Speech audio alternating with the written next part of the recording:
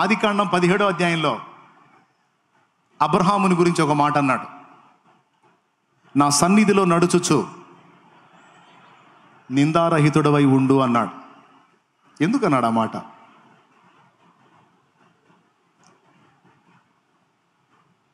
చూడండి, నేను సర్వశక్తి గల దేవుడను, నా సన్నిధిలో నడుచుచు నిందారహితుడివై ఉండుము అన్నాడు. అంటే మనుషులు నిందించే నింద సంగతి మాట్లాడట్లా అక్కడ. నా సన్నిధిలో నడుస్తూ నిందారహితుడివై ఉండు అబ్రహాము, జాగ్రత్తను అన్నాడు. ఎందుకో తెలుసా? అబ్రహాం తేడా పడ్డాడు అక్కడ. ఏం తేడా పడ్డాడో తెలుసా? శారా నుండి నీకు సంతానాన్ని పుట్టిస్తాను అని దేవుడు వాగ్దానం చేస్తే, శారా నుండి నీకు సంతానాన్ని పుట్టిస్తాను అని దేవుడు వాగ్దానం చేశాడు. శారా అని మెన్షన్ చేయలేదు, కానీ నిశ్చయముగా నీకు సంతానం కలుగుననే మాట దేవుడు వాగ్దానం ఇస్తా వచ్చాడు. పాపం అబ్రహాం కూడా నిరీక్షిస్తా వచ్చాడు. నిరీక్షణ దగ్గర 17 నుంచి దగ్గరగా 15 సంవత్సరాల పైచిలకు నిరీక్షించాడు. మనమైతే అంతకాలం ఉండలేములేండి, మనకు తపన ఎక్కువ. అబ్రహాం ఉన్నాడు, పాపం కొన్ని సంవత్సరాలు గట్టిగానే ఉన్నాడు. తర్వాత శారమ్మ వచ్చి ఒక పని చేసింది. అబ్రహాంకి లాజిక్ చెప్పింది. ఏం లాజిక్ చెప్పిందంటే, ఏమండి మీరు అనవసరంగా దేవుడిని రిస్క్ పెడుతున్నారు, దేవుడు మీకు సంతానాన్ని ఇస్తానన్నాడు, నా ద్వారానే ఇస్తానని చెప్పాడా? ఇప్పుడు నా ద్వారా కావచ్చు, మరే స్త్రీ ద్వారానైనా కావచ్చు, పుట్టిన సంతానం మీదైతే కానీ మాది కాదు కదా. బా, సూపర్ లాజిక్, దేవునికి స్తోత్రం. చూసారా, ఇప్పుడు నీకు సంతానాన్ని ఇస్తానన్నాడు కానీ నా ద్వారానే ఇస్తానని చెప్పలేదు కదా. కాబట్టి పుట్టిన సంతానం ఏ స్త్రీ ద్వారా అయినా కానీ కలగని పుట్టిన సంతానం మీద అవుతుంది, కానీ మాది కాదు. కాబట్టి ఇదిగో ఈమె ఉంది, ఎవరామా? అక్కయ్య, ఆమెను చేసుకో, ఆమెతో ఒక బిడ్డను కానీ నాకు ఇవ్వు, అది కూడా నీ సంతానమే అవుతుంది అని చెప్పింది. ఈ పని నువ్వు ఎప్పుడో చేసేది ఉండే, అది చెయ్యనందుకే దేవుడు నీ అమాయకత్వాన్ని బట్టి మౌనంగా ఉన్నాడేమో.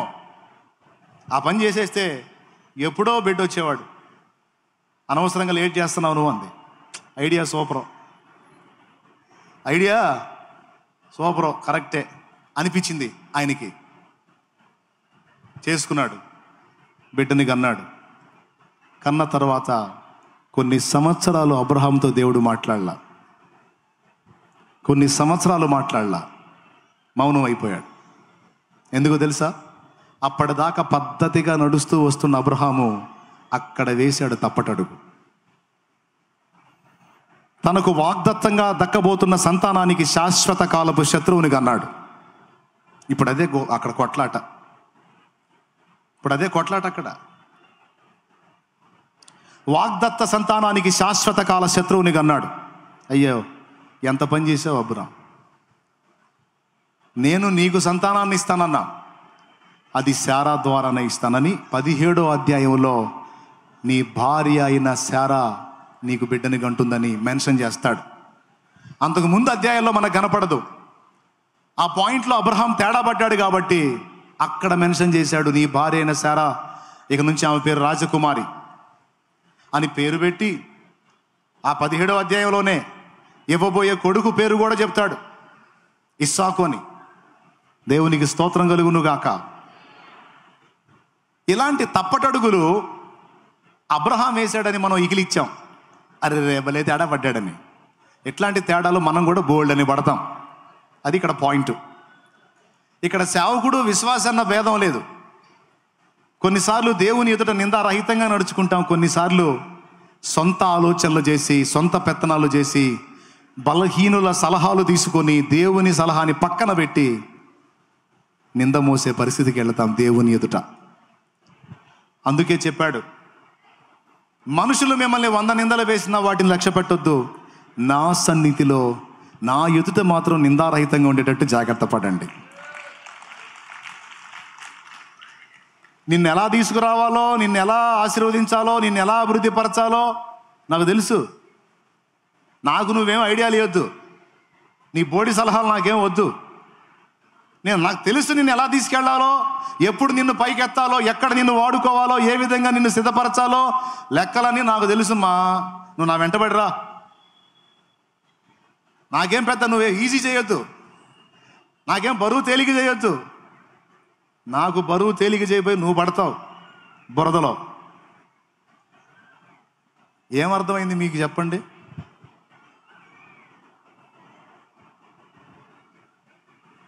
దేవునితో నడుస్తున్నప్పుడు, దేవునితో వినండి, వింటారా? ప్రార్థన చేయనా? అయిపోయిందిలే.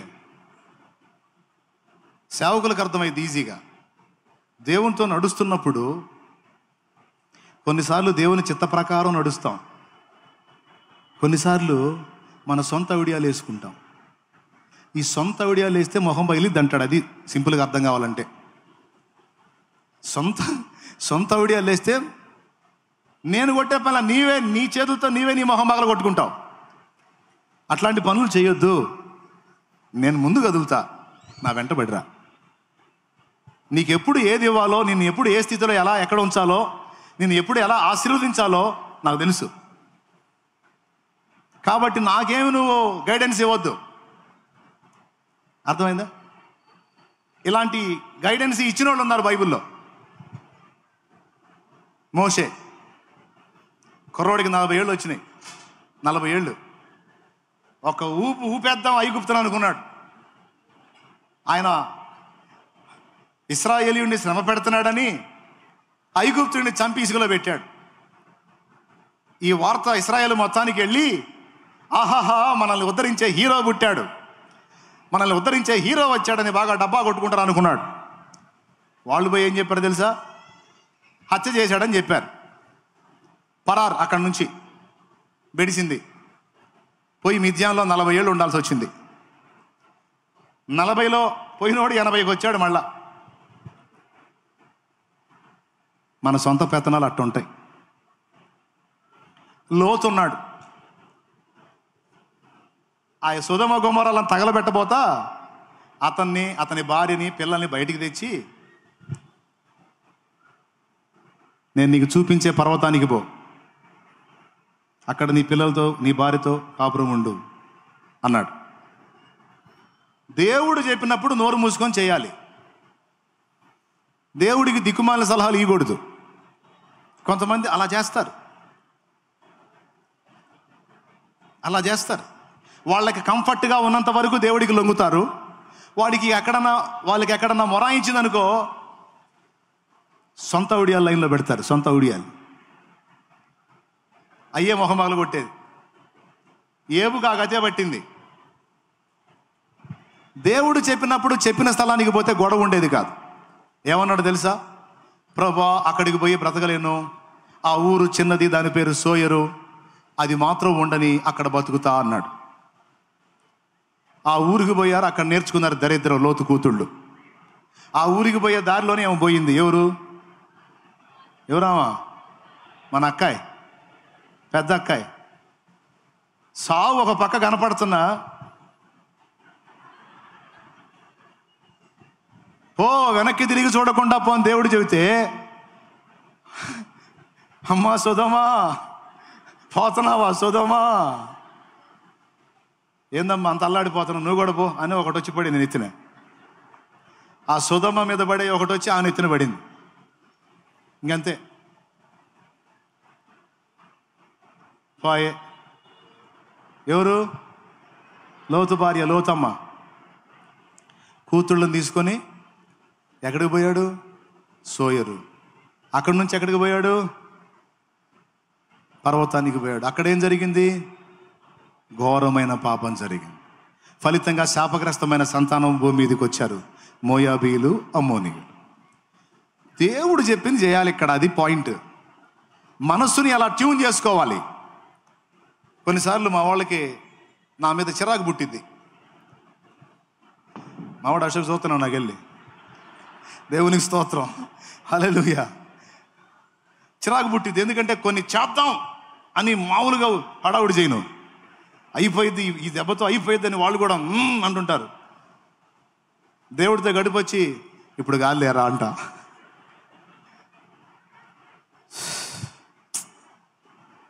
పెద్ద పెద్ద ప్లాన్లు వేసుకొని ఏవేవో ఆలోచనలు చేసుకున్నాం. ఒకసారి అయితే ఏమి లేదు, తడకోసారి అంతే అవుతుంది. మరి వాళ్ళకి ఇబ్బందిగా. అలాగని దేవుని అనుమతి లేకుండా మొండిగా పోతే ఏం జరిగిద్దో నాకు తెలుసు. ఆల్రెడీ దెబ్బలు తినున్నాం మనం. అందుకని నేను చెబుతా, వాళ్ళకి అర్థం కాదు, ఇప్పుడు అర్థమైంది. దేవునికి స్తోత్రం. వీరి నోట ఏ అబద్ధము కనబడలేదు, వీరు అనింద్యులు. దేవునితో నడిచేవారు దేవుని ఆలోచనలను కనిపెట్టుకుని నడవాలి, దేవుడి చిత్త ప్రకారం నడవాలి. మారు మనసు పొంది బాప్తిస్మం పొందమ్మా అని దేవుడు పిలిచాడు అనుకో, కొంతమంది దేవుడికి సలహా, అయ్యో అబ్బాయికి అమ్మాయికి పెళ్ళిళ్ళు అయినాక ఏంటే అప్పుడు వాళ్ళకి పురుళ్ళు పుణ్యాలు అయినాక ఏంది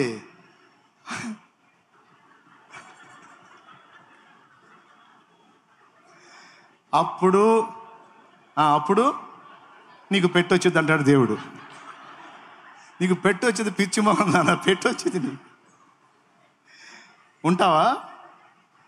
అబ్బాయికి అమ్మాయి పెళ్ళి అయిందాక ఉంటావా? సలహాలు ఇవ్వకు, నేడే రక్షణ దినం, ఇదే అనుకూల సమయం, పరిగెత్తా అంటాడు ఆయన. ఒప్పందాలు చేస్తుంటారు దేవుని ముందు. సేవకురా సేవకురా అని దేవుడు పిలుస్తుంటే సిద్ధపరిచి దేవుడికి సలహా ఇస్తుంటారు. ప్రభువా కొన్ని కొన్ని చేయాల్సింది ఉన్నాయి ప్రభా, ముఖ్యమైన అన్నీ కొన్ని ఉన్నాయి, అవన్నీ అయినాక ఒక కొలిక్కి వచ్చినాక అప్పుడు వస్తావు ప్రభా, ఇప్పుడు నన్ను ఇబ్బంది పెట్టవాగా. చూసి చూసి చూసి దేవుడు ఏం చేస్తాడో తెలుసా? మామూలుగా మాట వినకపోతే, మరి ప్రణాళికలో ఉన్న లైన్లోకి రాకపోతే ఎలా వస్తాడో అలా తెస్తాడు. కాబట్టి ప్రియులారా, దేవుడికి సలహాలు ఇవ్వకండి, అది నింద. దేవుడి సలహా చొప్పున బ్రతకడానికి సాధన చేయండి, అది నిందారహితమైన జీవితం. ఓకేనా? సేవకుడైనా విశ్వాసైనా మన కాపరెవరో ఆయన మాట మీద పోవాలా, మన సొంత మాట దేవుడు వినాలా? ఎవరి మాట? మరి మారు మనసు పొందమన్నాడు ఎప్పుడు? ఇప్పుడు తొందర ఏముందిలే. బాప్తిసం పొందమన్నాడు ఎప్పుడు? ఇప్పుడేనా? మరి ఇంకేం చూస్తావులే, సిద్ధపడు, నేడే రక్షణ దినం, ఇదే అనుకూల సమయం. హల్లెలూయా. నా ప్రియమైన దేవుని బిడ్డలారా, శామ్యూయల్ దేవవరం అన్న చెప్పాడు ఒక ఎగ్జాంపుల్, రియల్గా జరిగింది. ఆమె ఒక డాక్టర్, పేరు మోసిన డాక్టర్. ఈయన కూడా వైద్యుడే. ఆమె దగ్గరికి వెళ్ళి రక్షణలోకి నడిపించమని చెప్పి దేవుడు మాట్లాడాడట ఆమెతో. ఒకరోజు వెళ్ళి ఆమెతో మాట్లాడాడు. దేవుని గురించి ఆమెకు చెప్పి, మీరు త్వరగా యేసుక్రీస్తు యొక్క రెక్కల కిందికి రమ్మని ఆమెను ఆహ్వానించాడట ఆయన. ఆమె ఏమన్నా తెలుసా? ఇప్పుడు తొందరపడను, ఇప్పుడు సమయం కాదు, నా సమయం తర్వాత ఉంది, ఇప్పుడు ప్రస్తుతం అవన్నీ ఆలోచించే టైం నాకు లేదు అందట డాక్టర్ అమ్మ. పాపం బ్రతిలాడాడు, చెప్పాడు, లక్ష్య పెట్టల. ఇవన్నీ ఈ భక్తి సాధనలు, ఈ దేవుడి వ్యవహారాలు, దేవుడి విషయాలు విని ఈ వ్యవహారంలో ఉండేదానికి నాకు ఇప్పుడు టైం లేదు సార్, ఏమనుకోవద్దు అని ముఖం మీదనే చెప్పింది. పాపం ఆయన వెళ్ళిపోయాడు. కొద్ది రోజుల తర్వాత ఏం జరిగిందో తెలుసా? ఈ పల్లెటూళ్ళ నుంచి హాస్పిటల్కి వస్తారు కదా, పిల్లలకి కాన్పులు చేయించుకోవడానికో లేకపోతే సర్జరీ చేయించుకోవడానికి వస్తారు కదా. అట్లా ఎవరో ఒక అమ్మాయిని తీసుకొచ్చారు. ఆమెకు కాన్పు జరిగిందో లేకపోతే సర్జరీ జరిగిందో, మొత్తానికి సక్సెస్ అయింది. వాళ్ళు ఏం చేశారు, వస్తా డాక్టర్ అమ్మ గారు కదా, డాక్టర్ అమ్మ గారికి కూరగాయలు, ఆకుకూరలు అవన్నీ తీసుకొని తెచ్చారు. అవన్నీ తీసుకొచ్చి ఆమె కానుకగా ఇచ్చారు. పల్లెటూరు నుంచి వచ్చే పాలైనా పెరుగైనా ఈ కూరగాయలైనా తాజాగా ఉంటాయని డాక్టర్లు ఇష్టపడతారు. ఆ ఆకుకూరలు కూరగాయలు ఇచ్చారు కదా, ఇంటికి తీసుకెళ్ళి ఫ్రిడ్జ్లో పెట్టింది ఆమె. పయ్యారులో ఏం పెట్టిందో కూరగాయలు పెట్టి ఉండొచ్చు, మధ్యాహ్నంలోనేమో ఆకుకూరలు పెట్టి ఉండొచ్చు, అడుగును ఏం చేసింది? పాలు కాగబెట్టి తోడేసి ఆ గిన్నె పెట్టింది. మరి ఆకుకూరలో ఎలా చేరుందో తెలియదు, పాము ఆకుకూరలో ఉంది. ఇవన్నీ వరుసగా ఫ్రిడ్జ్లో పెట్టి డోర్ వేసింది. ఆ కూలింగ్ చల్లదనానికి ఆ పాము అటు ఇటు కదిలి కరెక్ట్గా పాలు కాగబెట్టి తోడేసింది చూడు, ఆ పెరుగు గిన్నెలో పడింది. పాలుగా ఉన్నప్పుడే పడింది. తెల్లవారేటప్పటికి మొత్తం శుభ్రంగా తోడుకొని ఉంది. అడుగున పాము ఉంది, పైన పెరుగు. పొద్దున్నే లేచింది, రెడీ అయింది, పిల్లల్ని రెడీ చేసింది, భర్తను రెడీ చేసింది, అదే పెరిగేసి పిల్లలకు పెట్టింది. ఈ ధనవంతులు ఏం చేస్తారంటే లీటర్ అవసరం ఉంటే 4 లీటర్లు పోయించుకుంటారు పాలు. 4 లీటర్లు పోయించుకుంటారు. ఎందుకంటే ఎవరైనా అతిథులు వస్తూ ఉంటారు, వాళ్ళకి ఏదన్నా టీ కాఫీ లాంటివి ఇవ్వటానికి. పెరుగు ఆ పైదంతా వేసుకొని తింటారు. అడుక్కల్లా తీరు. ఆర్థికంగా స్థితిమంతులు కాబట్టి ఎక్కువ పోయించుకుంటారు. ఈమె కూడా అలా పోయించుకుంది. అడుగున ఉంది పాము చచ్చి, దాని విషమంతా పెరుగంతా ఎక్కేసింది. 2 పిల్లలకి, తన పిల్లలకి అదే పెట్టింది, భర్తకి అదే పెట్టింది, ఆమె కూడా అదే వేసుకొని తింది. పిల్లలు వాళ్ళ స్కూల్కి వాళ్ళు వెళ్ళారు, భర్త తాను చేసే జాబ్కి ఏదో వెళ్ళాడు, ఈమె హాస్పిటల్కి వచ్చింది. డాక్టర్ కదా, పని మనిషి ఉంటుంది కదా, పని మనిషి తాళాలు ఆమెకి ఇస్తారు. ఆమె ఇల్లు ఊడ్చే కార్యక్రమం, ఉతుకుడు కార్యక్రమం అన్నీ అయినాక తోముడు కార్యక్రమానికి వచ్చింది. ఏ కార్యక్రమం? తోముడు కార్యక్రమం. ఆ తోముడు కార్యక్రమానికి వచ్చినప్పుడు ఈ రాత్రి ఉన్న పదార్థాలు ఏవైతే ఉంటాయో వాటిని ఇంకో గిన్నెల్లోకి మార్చుకొని ఆ రాత్రి వేళ వాడిన గిన్నెలను కడుగుతారు. లేడీస్కి తెలుసు, మీకు చెప్పాలా, తెలుసు కదా. ఆ పని చేసింది. చేసేటప్పుడు ఆ పెరుగుని తీసి ఇంకో దానిలో వేస్తూ ఉంటే అందులో ఈ పాము బయటపడింది. కొద్ది సైజు పాము. పాముల్లో రకరకాల జాతులు ఉన్నాయి, అది కొద్ది సైజు ఉంది. పల్లి పడితేనే డేంజర్, డైరెక్ట్గా పాము అంటే ఇంకెంత డేంజర్. వెళ్ళి ఫోన్ చేసిన, అమ్మగారు మీరు తిన్న పెరుగులో విషం ఉంది, పాము ఆ పెరుగులో ఉందని చెప్పి చెబితే మొదట నమ్మలా. నీకు పిచ్చి పట్టింది. లేదమ్మగారు నిజం, ఇలా జరిగింది. మీరు ఆకుకూరలో పెట్టారు, ఇక్కడ కింద పాలు కాగబెట్టి తోడేసి పెట్టినట్టున్నారు, అది అందులో పడింది, ఇలా జరిగిందని చెప్పేసరికి వెంటనే భర్తకు ఫోన్ చేసింది, వెళ్ళి అర్జెంటుగా పిల్లల్ని తీసుకొని రమ్మని. చదువుకుంటున్న ప్రదేశంలో ఉన్న పిల్లలు అక్కడే పడిపోయారు. వాళ్ళని తీసుకొని అందుకొని రావడానికి వెళ్ళిన భర్త దారిలో పడ్డాడు. ఈ కబుర్లు వెంట ఏం పడిపోయింది, ఏమర్థమైంది మీకు? కానీ దైవజనుడికి ఏం చెప్పింది? నాకు ఎంత డేంజర్ అండి. ఇప్పుడు మీలో ఎవరు చెబుతారండి, నాకు ఇది సమయం కాదని ఎవరన్నా చెప్తారా? నీకోసం కలవరి శిలువలో తన పరిశుద్ధ రక్తాన్ని కార్చి చాచిన చేతులతో నిన్ను పిలుస్తా ఉన్నాడు ఆయన. రా నా కుమారి, రా నా కుమారుడా అని. ఎంతకాలం ఆలస్యం చేస్తావు? ఎంతకాలం దేవుని మాటలు నిర్లక్ష్యం చేస్తావు? ఇన్ని సంగతులు విన్నావు, తీర్మానం చేయవా? నేను రక్షణ పొందినప్పుడు కట్టు బట్టలే, స్పేర్ జత తీసుకెళ్ళలా, కట్టు బట్టలతో అలాగెళ్ళి నీళ్లలో మునిగి బాప్తిస్మం పొంది దేవునికి చెందినవాడిని అయ్యాను. రా, మోకాళ్ళ మీదకి రా. ఈరోజు ఇన్ని మాటలు విన్నావు. నీవు పాపివి అని నీకు తెలుసు. నీ పాపాల కోసం ప్రభు బలై తిరిగి లేచాడని నీకు తెలుసు. యేసు రక్తంలో కడగబడకపోతే నరకం తప్పదు అని తెలుసు. ఆయన విలువైన రక్తం నీ కోసమే చిందించి ఉన్నాడని తెలుసు. ఇన్ని తెలిసి ఉండి కూడా ఇంకా ఆ పాపిష్టి జీవితాన్ని వదిలిపెట్టి మారు మనసు పొందకపోతే రాబోతున్న శిక్షను నువ్వు తప్పించుకోగలవా?